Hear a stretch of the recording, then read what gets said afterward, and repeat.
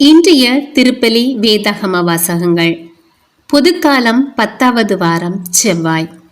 முதல் வாசகம் அரசர்கள் நூலிலிருந்து வாசகம். 17ஆம் அதிகாரம் 7 முதல் 16 வரையுள்ள இறைவார்த்தைகள். அந்நாட்களில் நாட்டில் மழை பெய்யாத காரணத்தால் சில நாட்களில் அந்த ஓடையும் வற்றி போனது. அப்பொழுது ஆண்டவரது வாக்கு எலியாவுக்கு வந்தது. நீ புறப்பட்டு சீதோன் பகுதியில் இருக்கும் சாரிபாத்துக்கு போய் அங்கே தங்கியிரு. அங்கு உனக்கு உணவு அளிக்குமாறு ஒரு கைம்பெண்ணுக்கு கட்டளையிட்டிருக்கிறேன். எலியா புறப்பட்டு சாரிபாத்துக்கு போனார். நகரின் நுழைவாயிலை வந்தடைந்த பொழுது அங்கே ஒரு கைம்பெண் சுள்ளிகளை பொறுக்கிக் கொண்டிருந்தார். அவர் அவரை அழைத்து, ஒரு பாத்திரத்தில் எனக்கு குடிக்க கொஞ்சம் தண்ணீர் கொண்டு வா என்றார். அவர் அதை கொண்டு வர செல்கையில் அவரை கூப்பிட்டு, எனக்கு கொஞ்சம் அப்பமும் கையோடு கொண்டு வருவாயா என்றார். அவர், வாழும் கடவுளாகிய ஆண்டவர் மேல் ஆணை, என்னிடம் அப்பம் ஏதும் இல்லை. பானையில் கையளவு மாவும் கலையத்தில் சிறிதளவு எண்ணெயுமே என்னிடம் உள்ளன. இதோ இப்போது 2 சுள்ளிகளை பொறுக்கி கொண்டு வீட்டிற்கு போய் அப்பம் சுட்டு நானும் என் மகனும் சாப்பிடுவோம். அதன் பின் சாகத்தான் வேண்டும் என்றார். எலியா அவரிடம், அஞ்ச வேண்டாம், போய் நீ சொன்னபடியே செய். ஆனால் முதலில் எனக்கு ஒரு சிறிய அப்பம் சுட்டு கொண்டு வா. பிறகு உனக்கும் உன் மகனுக்கும் சுட்டுக்கள். இஸ்ரேலின் கடவுளாகிய ஆண்டவர் உரைப்பது இதுவே. நாட்டில் ஆண்டவர் மழை பெய்ய செய்யும் நாள் வரை பானையில் உள்ள மாவு தீராது, கலையத்தில் உள்ள எண்ணெயும் குறையாது என்று சொன்னார். அவர் போய் எலியா சொன்னபடியே செய்தார். அவரும் அவருடைய மகனும் அவர் வீட்டாரும் பல நாள் சாப்பிட்டனர். எலியா வழியாக ஆண்டவர் உரைத்த வாக்கின்படி பானையிலிருந்து மாவு தீரவில்லை, கலையத்தில் இருந்த எண்ணெயும் குறையவில்லை. இது ஆண்டவர் வழங்கும் அருள்வாக்கு. இறைவா, உமக்கு நன்றி. பதிலுரை பாடல். பல்லவி. ஆண்டவரே, எங்கள் மீது உமது முக ஒளி வீச செய்யும். எனக்கு நீதி அருள்கின்ற கடவுளே, நான் மன்றாடும் போது எனக்கு பதிலளித்தருளும். நான் நெருக்கடியில் இருந்தபோது நீர் எனக்கு துணை புரிந்தீர்.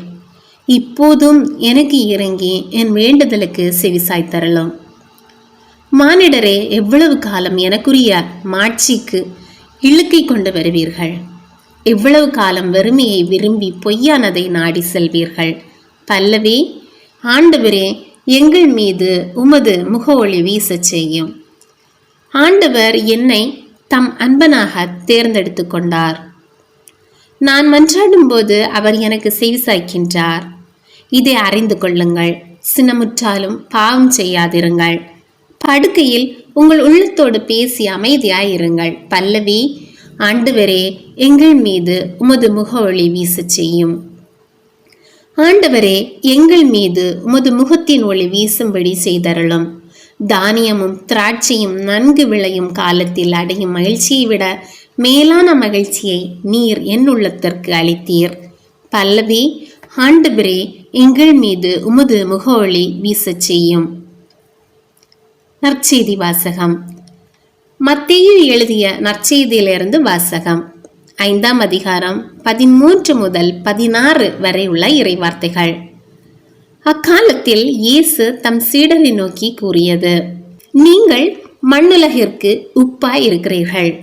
உப்பு உவர்பற்று போனால் எதை கொண்டு அதை ஓர்ப்புள்ளதாக்க முடியும்? அது வெளியில் கொட்டப்பட்டு மனிதரால் மிதிபடும், வேறொன்றுக்கும் உதவாது. நீங்கள் உலகிற்கு ஒளியாய் இருக்கிறீர்கள். மலை மேல் இருக்கும் நகர் மறைவாய் இருக்க முடியாது. எவரும் விளக்கை ஏற்றி மரக்காலுக்குள் வைப்பதில்லை, மாறாக விளக்கு தண்டின் மீதே வைப்பர். அப்பொழுதுதான் அது வீட்டில் உள்ள அனைவருக்கும் ஒளி தரும். இவ்வாறே உங்கள் ஒளி மனிதர் முன் ஒளிர்க. அப்பொழுது அவர்கள் உங்கள் நற்செயல்களை கண்டு உங்கள் விண்ணக தந்தையை போற்றி புகழ்வார்கள். இது கிறிஸ்து வழங்கும் நற்செய்தி. கிறிஸ்துவே, உமக்கு புகழ். இன்றைய இறைவாக்குத்துகள். நீங்கள் உலகிற்கு ஒளியாய் இருக்கிறீர்கள். மலை மேல் இருக்கும் நகர் மறைவாய் இருக்க முடியாது. மத்தேயு 5ஆம் அதிகாரம் 14ஆம் வசனம். இன்றைய இறைவாக்குத்துகள். நீங்கள் உலகிற்கு ஒளியாய் இருக்கிறீர்கள். மலை மேல் இருக்கும் நகர் மறைவாய் இருக்க முடியாது. மத்தேயு 5ஆம் அதிகாரம் 14ஆம் வசனம். இன்றைய சிறிய வழி ஜெபம். தீபம். தீபத்தின் வெளிச்சமே இறைவா, இந்த தீபத்தில் இருந்து வரும் ஒளியை காண வரம் தாரும். ஆமேன். இன்றைய சிறிய வழி ஜெபம். தீபம்.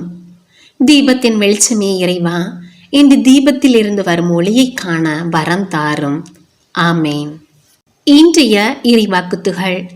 நீங்கள் உலகிற்கு ஒளியாய் இருக்கிறீர்கள். மலை மேல் இருக்கும் நகர் மறைவாய் இருக்க முடியாது. மத்தேயு 5ஆம் அதிகாரம் 14ஆம் வசனம். இன்றைய இறைவாக்குத்துகள்.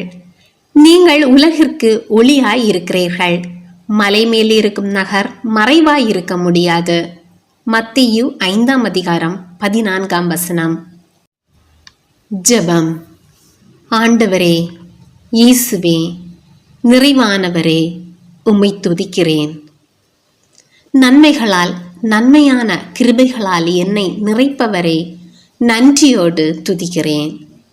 எலியா வழியாக ஆண்டவர் உரைத்த வாக்கின்படி பானையில் இருந்த மாவு தீரவில்லை, கலயத்தில் இருந்த எண்ணெயும் குறையவில்லை என்பதை இன்றைய இறைவார்த்தையில் வாசிக்கின்றேனே. நம்பிக்கையோடு பணியாளர்களின் கருத்துக்களை என் வாழ்வில் செயல் வடிவம் கொடுக்கும்போது என் வாழ்வு மகிழ்ச்சியாலும் பேருபகையாலும் நிறையும் என்பதை மனதில் இருத்தி செயற்பட தாழ்ச்சியும் கீழ்ப்படிவும் உள்ள மனதை என்னில் வளரச் செய்யும். ஆண்டவரே, இயேசுவே, தூய ஆவியாலும் வார்த்தையாலும் என்னை திடப்படுத்தி உமக்கு உகந்த புது வாழ்வை எனக்கு அளித்தருளும் இயேசுவே. கடவுளின் ஆவியால் இயக்கப்படுபவர்களை கடவுளின் மக்கள் என்று உமது வார்த்தை கூறுகிறதே. தூய ஆவியால் வழி நடக்கும் மகனாக மகளாக வாழ எனக்கு கிருமை தாருமப்பா. ஏசையா, தூய ஆவியாரின் கொடைகளையும் கனிகளையும் நிறைவாய் என்னில் பொழிந்தருளும். தூய உள்ளத்தை என்னுள்ளே படையும். உறுதி தரும் ஆவியை, புதுப்பிக்கும் ஆவியை என்னுள் உருவாக்கும். நீர் ஒருவரே எனக்கு முழுமையாய் போதும் இயேசுவே. இந்த நாள் முழுவதும் என்னோடு வழித்துணையாக வாரும். என்ன செய்ய வேண்டும், என்ன சொல்ல வேண்டும் என்று ஆவியானவரே கற்பித்து தர வேண்டும் என்று இயேசு என்ற உயிருள்ள நாமத்தில் ஜெபிக்கிறேன். ஆமேன். திருச்சிலுவை அடையாளத்தினாலே எங்கள் தீயவர்களிடமிருந்து எங்களை மீட்டருளும். எங்கள் இறைவா, தந்தை, மகன், தூய ஆவியின் பேராலே. ஆமேன். இரவு ஜெபம். இறைவா, எனக்கு உதவியாக வாரும். ஆண்டவரே, எனக்கு உதவி செய்ய விரைந்தருளும். தந்தைக்கும் மகனுக்கும் தூய ஆவிக்கும் மாட்சிமை உண்டாவதாக. தொடக்கத்தில் இருந்தது போல் இப்பொழுதும் எப்பொழுதும் என்றென்றும் இருப்பதாக. ஆமேன். இப்பொழுது ஆண்டவர் இன்று நம் குடும்பத்திற்கு அருளிய எல்லா உடல் உள்ள ஆன்ம நன்மைகளுக்காக அவருக்கு நன்றி கூறுவோம். திருப்பாடல் 102. நெஞ்சே, நீ ஆண்டவரை வாழ்த்துவாயாக. என் அகத்துள்ளதெல்லாம் அவரது திருப்பெயரை வாழ்த்துவாயாக. என் ஆன்மாவே ஆண்டவரை வாழ்த்துவாயாக. என் ஆன்மாவே ஆண்டவரை வாழ்த்துவாயாக. என் ஆன்மாவே ஆண்டவரை வாழ்த்துவாயாக. அவர் செய்த நன்மைகளையெல்லாம் மறவாதே. அவர் உன் பாவங்களை எல்லாம் மன்னிக்கிறார், உன் நோய்களை எல்லாம் குணமாக்குகிறார், உன் உயிரை அழிவி நின்று மீட்கிறார், அருளாலும் இரக்கத்தாலும் உன்னை சூழ்கிறார். என் ஆன்மாவே ஆண்டவரை வாழ்த்துவாயாக. நன்மைகளால் உன் வாழ்வை நிறைவுபடுத்துகிறார். கழுகுகளின் இளமையைப் போல் உன் இளமையை புதுப்பிக்கிறார். என் ஆன்மாவே ஆண்டவரை வாழ்த்துவாயாக. நீதியின் செயல்களை புரிகிறார் ஆண்டவர். துன்புற்றோர் யாவருக்கும் நீதி வழங்குகிறார். மோயிசனுக்கு தம் வழிகளை வெளிப்படுத்தினார். இஸ்ரேல் மக்களுக்கு தம் செயல்களை விளங்கச் செய்தார். என் ஆன்மாவே ஆண்டவரை வாழ்த்துவாயாக. ஆண்டவர் இரக்கமும் கருணையும் உள்ளவர், சினங்கொள்ள தாமதிப்பவர், ஏராளமான காருண்யம் கொண்டவர், ஓயாமல் கடிந்து கொள்பவர் அல்ல, முடிவின்றி கோபம் காட்டுபவர் அல்ல. என் ஆன்மாவே ஆண்டவரை வாழ்த்துவாயாக. நம்முடைய பாவங்களுக்கு ஏற்றபடி நம்மை தண்டிப்பதில்லை, நம் குற்றங்களுக்கு தக்கபடி நமக்கு ஆக்கினையிடுவதில்லை. என் ஆன்மாவே ஆண்டவரை வாழ்த்துவாயாக.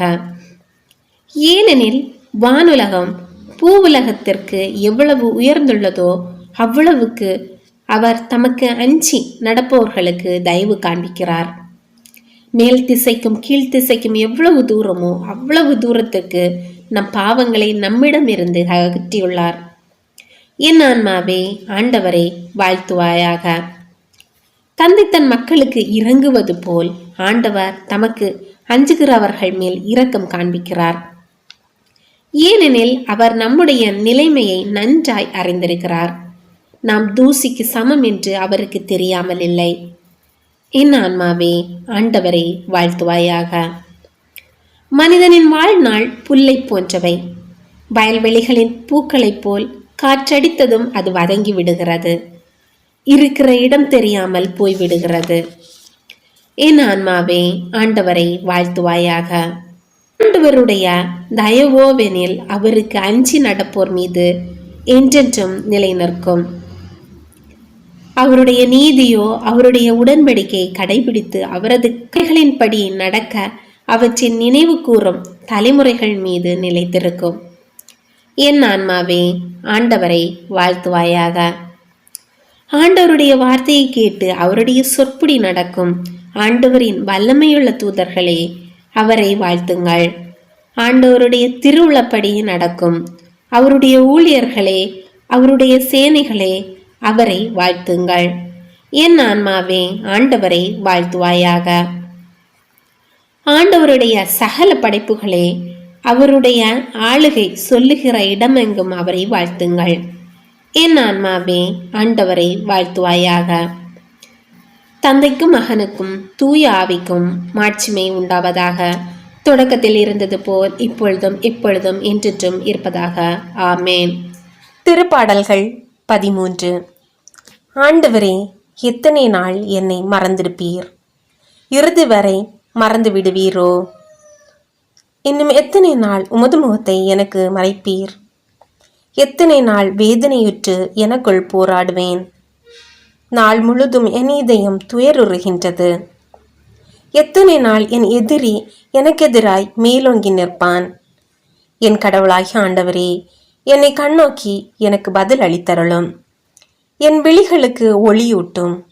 அப்பொழுது நான் சாவின் உறக்கத்தில் ஆழ்ந்துவிட மாட்டேன்.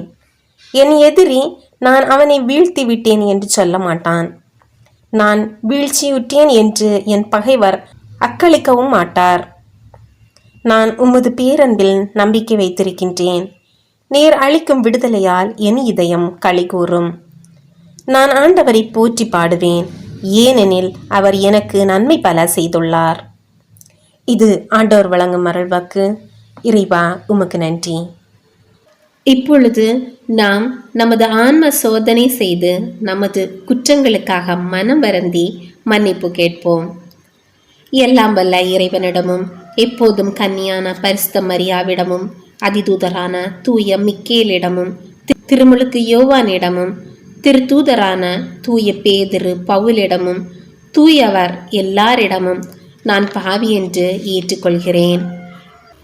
ஏனெனில் என் சிந்தனையாலும் சொல்லாலும் செயலாலும் பாவங்கள் பல செய்தேன். என் பாவமே, என் பாவமே, என் பெரும் பாவமே. ஆகையால் எப்பொழுதும் கன்னியான தூய மரியாவையும் அதிதூதர் தூய மிக்கேலையும் திருமுழுக்கு யோவானையும் தூயவர் எல்லோரையும் எனக்காக வேண்டிக் கொள்ள மன்றாடுகிறேன். எல்லாம் வல்ல இறைவன் நம் மீது இரக்கம் வைத்து நம்முடைய பாவங்களை மன்னித்து நம்மை நிலையான வாழ்வுக்கு அழைத்து செல்வாராக. ஆமேன். எல்லாம் வல்ல இரக்கமுள்ள ஆண்டவர் நமக்கு பாவ மன்னிப்பும் பொறுத்தலும் விமோசனமும் அளிப்பாராக. ஆமேன். குடும்ப மன்றாட்டு. ஆண்டவர் உலக பெருங்குடும்பமான மானுடத்தின் மீதும் அவருடைய அன்பு குடும்பமாகிய திருச்சபை மீதும் குறிப்பாக அவருடைய பெயரால் இங்கு கூடியிருக்கும் நம் குடும்பத்தின் மீதும் தம் கொடைகளை பொழிந்தருளுமாறு மன்றாடுவோம். இக்குடும்பத்தில் உறுப்பினர் எல்லோரும் ஒருவருக்கு ஒருவர் அன்பிலும் தேவ அருளிலும் நிலைத்திருக்க வேண்டும் என்று உம்மை மன்றாடுகிறோம். ஆண்டவரே, எங்கள் மன்றாட்டை கேட்டருளும். பகையாலும் விரோதத்தாலும் பிரிந்து வாழும் குடும்பங்களை எல்லாம் உமது திரு குடும்பத்தின் ஒற்றுமைக்கும் அன்பு வாழ்வுக்கும் அழைத்து கூட்டி சேர்க்க வேண்டும் என்று உம்மை மன்றாடுகிறோம். ஆண்டவரே, எங்கள் மன்றாட்டை கேட்டருளும். இக்குடும்பத்தின் மக்கள் எல்லாம் உமக்கும் மனிதருக்கும் உகந்தவர்களாகி ஞானத்திலும் வயதிலும் அருளிலும் வளர்ந்தோங்க வேண்டும் என்று உம்மை மன்றாடுகிறோம். ஆண்டவரே, எங்கள் மன்றாட்டை கேட்டருளும். இக்குடும்பத்தின் வியாதி துன்ப வருத்தங்களில் நீரே துணையாக நின்று உமது வலக்கரத்தால் பசாசின் சக்திகளை விரட்டி ஓட்டி தயபுரியுமாறு உம்மை மன்றாடுகிறோம். ஆண்டவரே, எங்கள் மன்றாட்டை கேட்டருளும். தரித்திரம், வியாதி, சாவு, கவலை இவற்றால் துன்புறும் குடும்பங்கள் எல்லாம் உமது அளவற்ற அன்பிலும் பராமரிப்பிலும் நம்பிக்கை கொள்ளுமாறு உதவி புரிய உம்மை மன்றாடுகிறோம். ஆண்டவரே, எங்கள் மன்றாட்டை கேட்டருளும். இங்கு இப்பொழுது பிரசன்னமாயிராத இக்குடும்பத்தை சார்ந்த உறுப்பினர் எல்லோரையும் சகல ஆன்ம சரீர ஆபத்துகளில் இருந்து காப்பாற்றி உமது அன்பிலும் அருளிலும் வைத்து காத்தருளுமாறு உம்மை மன்றாடுகிறோம். ஆண்டவரே, எங்கள் மன்றாட்டை கேட்டருளும். இக்குடும்பத்தில் மரித்தவர்கள் விசுவாசத்தின் முத்திரையோடு எங்களுக்கு முன் சென்று சமாதானத்தில் நித்திரை செய்கின்ற எல்லா மரித்த விசுவாசிகளுக்கும் நித்திய இளைப்பாற்றியை தந்தரல வேண்டும் என்று உம்மை மன்றாடுகிறோம். ஆண்டவரே, எங்கள் மன்றாட்டை கேட்டருளும். நம் ஒவ்வொருவருடைய சொந்த கருத்துகளுக்காக மௌனமாக சிறிது நேரம் ஜெபிப்போம்.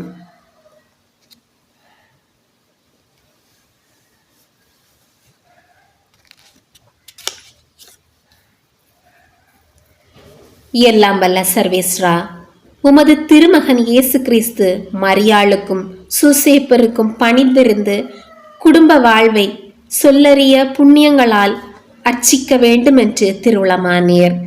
அவருடைய பெயரால் இங்கு கூடியிருக்கும் இக்குடும்பத்தை கண்ணோக்கி பாரும். அத்திரு குடும்பத்தின் முன்மாதிரிகையை இக்குடும்பமும் கண்டு பாவித்து இறுதியில் திரியேக சர்வேஸ்வரனாய் வாழும் உமது நித்திய குடும்பத்திற்கு வந்து சேர அருள் புரியும்.